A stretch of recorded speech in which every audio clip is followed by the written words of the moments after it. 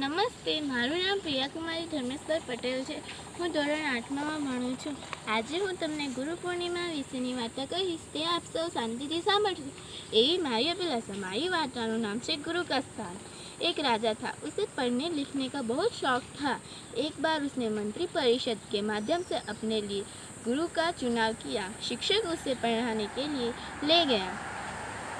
राजा को शिक्षा ग्रहण करते हुए कई महीने बीत गए, मगर राजा को उससे कोई भी फायदा नहीं हुआ.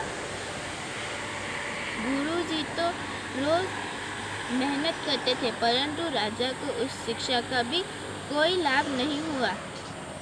राजा बड़ा परेशान गुरु की प्रतिभा और योग्यता पर सवाल भी उठाने लगा था, क्योंकि वे एक बहुत ही प्रसिद्ध और योग्य गुरु थे.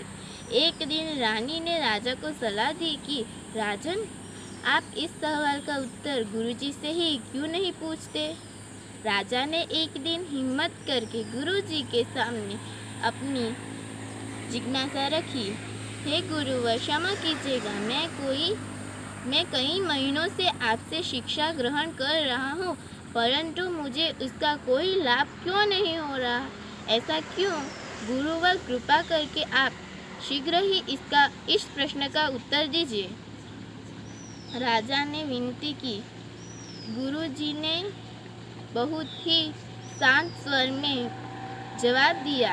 राजन, इसका कारण बहुत ही सीधा सा है. गुरुजी ने कहा. राजन, बात बहुत ही छोटी सी है, परंतु आप अपने बड़े होने के अहंकार के कारण इसे समझ ही नहीं पाए और परेशान और दुखी हैं. माना कि आप एक बहुत ही बड़े राजा हैं, परंतु आप यहाँ पे आपका और मेरा रिश्ता एक गुरु और शिष्य का है. गुरु होने के नाते मेरा स्थान आपसे ऊंचा होना चाहिए, परंतु आप ऊंचे सिंहासन पर बैठे हैं और मुझे अपने से नीचे के आसन पर बिठाते हैं. बस यही है एक कारण जिससे आपको कोई शिक्षा या ज्ञान नहीं मिल रहा.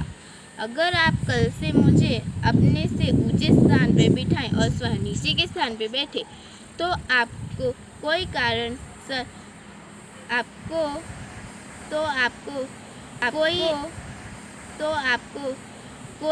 ऐसा कारण नहीं कि जिससे आप शिक्षा प्राप्त न कर पाएं.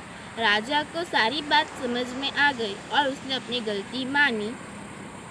राजा ने गुरुजी से अच्छी शिक्षा प्राप्त की. मित्रों, इस छोटी सी कहानी का सार यह है कि हम रिश्ते, नाते, पद या धन वैभव में किसी से भी कितने ही बड़े क्यों ना हो, अगर हम अपने गुरु का उचित स्थान नहीं देंगे तो हमारा भला होना मुश्किल है. अगर यह स्थान का अर्थ सिर्फ ऊंचे या नीचे बैठने से नहीं, इसका सही अर्थ ये है कि हम हमारे गुरुजी को अपने मन में क्या स्थान दे रहे हैं.